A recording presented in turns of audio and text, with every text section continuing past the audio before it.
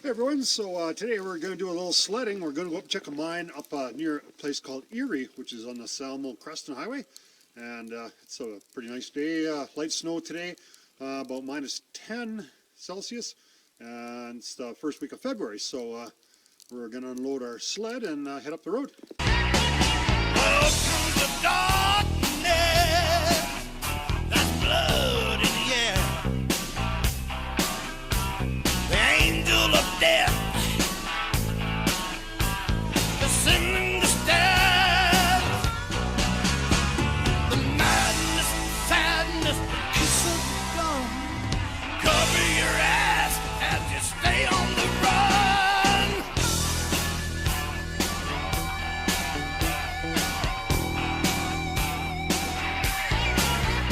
It's bonus time. It's time to delay. The Joker is wild, and he's stacking the deck. The low down to go around the showdown in hell. Stay on the move, or you won't live to tell.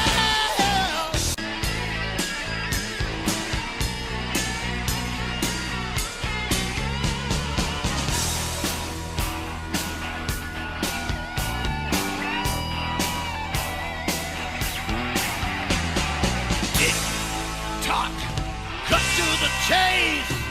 Time's running out, and they're using live bait. Streets infected and crawled in the slime.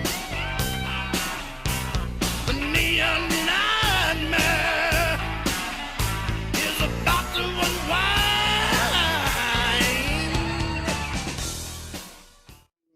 This kind of little rack that I built was kind of cool. That I built, I could stick it on my truck, and then we're going to use it to unload the sled and use it for the quad and stuff in the summertime too. Well, they're pretty heavy, but you know, if you don't have no problem with the brake or nothing, just sit in there and makes it pretty handy to load the sled up. First place that we got to up Erie Creek there is called Second Relief Mine, and there's a huge tailings pile and stuff. There's quite a lot of snow to get up there. But there's probably about 5 or 6 feet of snow there, so we couldn't find an adit to get in. You can see it actually from Google Earth where the big tailings pile and lots of workings, but we weren't able to find our way in there. There was a big berm around there, and then the next place we went to, we got these places on Google Earth, so and on GPS, so we kind of use these to navigate our way around. The next place we got into was a cabin, and we were able to find that. So it's called the Snow Drifters Inn. So the trouble with these, you know, you can see the pictures and the images online or whatever, but you really don't know if the cabin's still there or if it's private property or whatever. So as this turned out, this was just a cabin that I don't know who built it, but the door's open, and we could have used it and stayed there. So but we checked it out. So well, we know for the next time that we're up exploring that area that it's a cabin that's available for people to use. This part of the country's got all kinds of little cabins that snowmobile clubs and individuals have, and I haven't found one that was locked yet, so that seems like you can just go up there and use it, but not an issue, which is really kind of cool to see. Years ago, you know, forestry, they wanted permits and the government and all that. They burned down a lot of these cabins, which is a real shame. It's really enjoyable, and it's actually, you know, pretty important. You need cabins and stuff to get out of the weather if you're up there traveling the backcountry. It could be the matter of life and death. And in the Yukon, it's actually legal to lock cabins for that reason. It's just somewhere that people depend on to go. This is a little bridge, quite narrow there. It goes across the creek to go to that cabin. So we're heading up the mountain to check out some of the mines up on top of this ridge. As you can see, it's really steep country, just straight up and down there. So historically, there's not much for roads there. These are newer logging roads that they put in. That's why there were so many trams in this country. There's they used aerial tramways to get the ore down to the valley bottoms, and then they had a big rail line that ran there. They just had different places where they loaded rail cars, and historically all the ore come out on rail cars. Well, looks like we finally found something. This kind of looks like might have been a tramway, or kind of a we're not too far up the mountain, so it almost looks like this is a waste pile of rock. So we're going to look around and see if we can find an adit. I don't know if we're going to be able to. That looks like a tram line to me, maybe a start of a tram line. Oh, see, we're looking up the hill there, and there looks like a, right there, we'll zoom in on that. There, that looks like a power line or a telephone line or something. So, chances are maybe there's an adit somewhere up there. We'll have a look. We don't see nothing yet, but we'll look. So obviously we found some sort of a mine here, but I don't really no idea what we're... There's so much snow here, you gotta be a little careful. See where that wood is against the wall. Look like it's worn out there, so looked like there was ore coming down here somewhere. There's so much snow here, you know, there could be a big adit here somewhere. We're not seeing it. But I think we need to do more summer exploration work. So we'll mark this place. That looks like a big pile of waste rock there. So the adit had been higher up somewhere. I don't know where. And it's pretty tough getting around here. But, so we see there's a gate here. So the ore must have come from higher up somewhere into this ore bin. And then, you know, seems likely to me maybe there was a tram station here. So this hasn't been a real successful trip as far as getting into any mines, but this is kind of cool. See, we have this iPad that I use. We're able to log this. Really kind of cool because I was looking at some old pictures of the Ymir Hotel, and there's a tramway that comes right into Ymir. So we're actually right above the city of Ymir. So this would be kind of cool. We can get in here in the summertime and see if we can find some of these big mines that actually fed the city. So we're actually right over the town. You can't see it, but according to GPS, that's where we are. So we're here on top of the Yankee Girl, and Patty's shack here. We're with Corey, and I can't remember what your name was. James. And they're enjoying the snow and the nice weather. Yeah. Ymir. Nice little cozy spot to get out of the snow. Yeah, we got a little fire going in here. Yeah, Patty's Pad. Another historic mine here at Ymir. Just getting her loaded back up here, and I'm looking right over my front of my truck there. That might have been some of the workings we were at today. I can see it right from the road here. Or it could be other stuff. There's so much stuff in the Ymir area here that I'm not sure if that's what we were looking at today or it's something else. So we're looking for this mine here that one of the locals gave me a little map to, but so far I don't see nothing but snow. Well, and trees. But, you know, just a beautiful day to be out sledding anyhow, you know, just a little below freezing, and lots of fresh snow, and I'm going to stop and have a little lunch, and we're going to keep cruising along. There's a whole bunch of clear cuts in here, so it's really hard to tell where the main road is. But nice day to be out in the backcountry, you know, even if a guy doesn't find anything. Alright, so we're way back in the porcupine here. Really high up here. There's a trail here. We're heading on a trail here from, we're at the top of the porcupine, and we're coming down into a road called Oscar, another area there. And we're kind of reminded these old trails, they were used a long time ago by horses and stuff to move stuff down from the mines to the railways, or to pack it out to the smelter. So back in the old days in the wintertime, because they mind them in the wintertime, there's a lot of snow in this country, they used to rawhide a lot of their ore out. And the way that worked is they just took a big steer hide, and they filled it up full of a bunch of ore, sometimes up to about 1,000 pounds of ore, and then they just kind of packaged it up in a big bundle, and you know, with the hair to the inside, and then the horses dragged it down these steep slopes down these trails, snow-covered trails, down to the railhead or wherever they put it.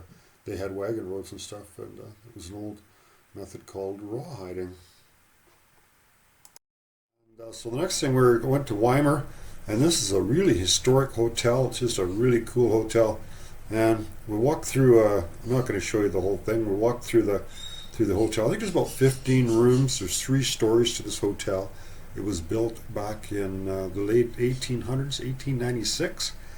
And the guy that owns it, he's 84 years old, I believe. And he's just got hundreds and hundreds of original watercolors and oil paintings. And there isn't a wall in the hotel that doesn't have a painting on it. Some of them are really interesting. There's some mine stuff, a lot of other stuff that's there. It's a very historic hotel. A lot of the furnishings are all original, really old furnishings.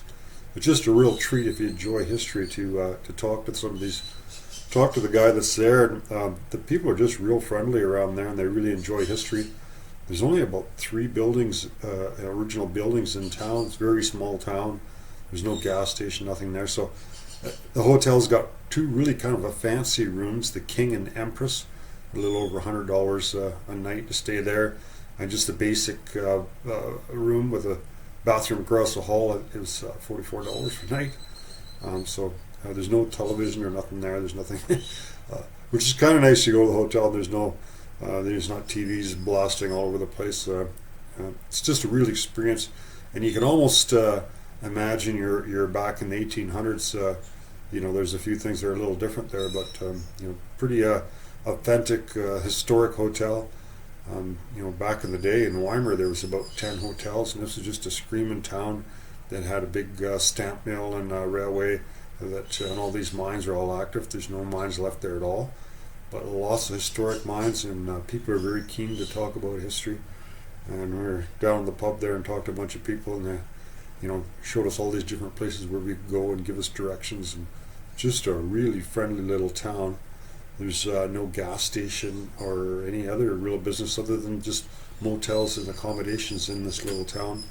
If you need gas or anything like that, you have to go up the road to Salmo. It's about 10 miles away, nearby, 10 kilometers away. There's a little community there that you can buy supplies and stuff there. So after we checked out the whole hotel, there was only, I think, 2 other people staying there, so it was pretty much all open.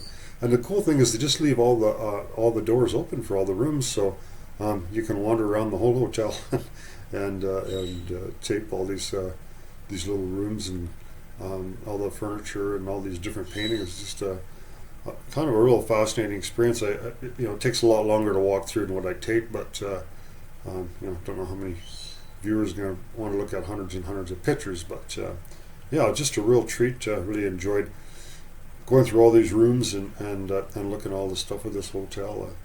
A lot of these hotels have burned down over the years, so this is one of the very few ones. And the owner also told me that he still has the oldest liquor license in the province of British Columbia for this hotel. So, and actually the liquor license is transportable, so could move it anywhere in the province. So it's kind of unique to learn the history and the different liquor laws and stuff that happened in here. And there's 2 real fancy rooms that they're a little bit more expensive, and they're the only 2 televisions in the whole hotel. There's no other televisions in there, which is kind of neat to see that. And so we just spent the one day there, and then we headed off in the bush there the next day. And I went to check out some more mines around Ymir. You can skidoo right from Ymir to all these mines. There's quad right from the hotel parking lot. There's no police or nothing there. Kind of the people really enjoy that. There's a lot of freedom there. You can kind of do whatever you want there. And, so really, really cool little community. We're definitely going to go back in the summertime and spend some more time there, probably in the campground. And I met quite a few interesting people that give me their number. Just give us a call and we'll go with you. So it's a really, really warm, hospitable community. So this room here's got basically one of 3 TVs. Look at that TV. It looks like it was back in the 70s or something. Pretty old TV. I don't even know if it actually even works or not. So anyway, we're done looking at the hotel. We're just going to head down to the bar and have a couple of brewskis there with some of the locals. and check that out. It's pretty historic down there too. They have a blues band there every second Friday, and pretty much the whole town is sitting there, and they're all having a pretty good time down in the hotel. So let's go downstairs.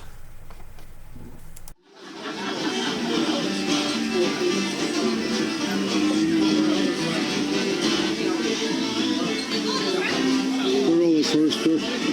This is the Ymir Hotel. We have live entertainment happening here.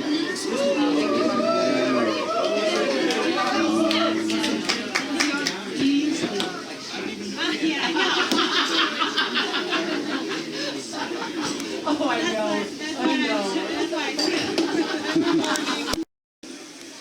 So they kind of got a unisex bathroom arrangement here. The Ymir Hotel. So you don't see that very many places. So, oh, this says women. Oh shit! I went wrong. Yeah, I should have went in the men's room, I guess. Eh? So, hey, what are you kiddies doing? Are you doing some coloring today? Do you live in Ymir? Takes your picture. Hey there, young fella. You're a nosy little bugger, aren't you? Yeah, so I got a fair bit of snow here last night. Still snowing pretty good, so I'll give you a shot of the Ymir Hotel here from the outside. It's a pretty cool historic hotel. And we looked at some old pictures, and there's actually a tram line that went right to the top of that mountain. Somewhere there was a stamp mill here, apparently around the turn of the century. So there should be a mine up there somewhere. This is downtown Ymir, and we're going to show you a little bit of the front of the hotel. You know, a little kind of a picnic area here, and there's a picture of the historic Ymir Hotel.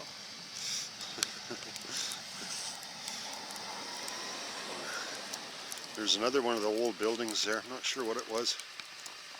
That was original here. They had a big fire that burnt down pretty much the whole town here, except for 3 buildings, and this was one of them.